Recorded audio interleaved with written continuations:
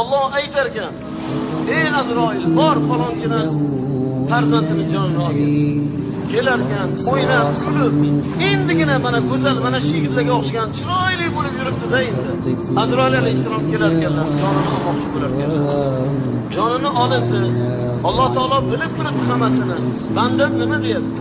Ya Robbi, senga hamd aytyapti. Bandam menga hamd aytyapti.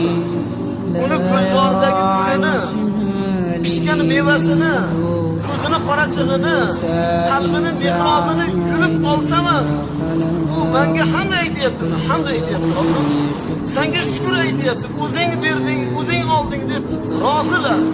Biz qazoyi qadarga rozimiz ey Alloh deyapti. Alloh aytadi, guvoh bo'linglar. Bu bandalarimning gunohini kechirdim. Bu bandalarimning gunohini mag'firat qildim, guvoh bo'linglar. Qiyomatda bu bandalarimga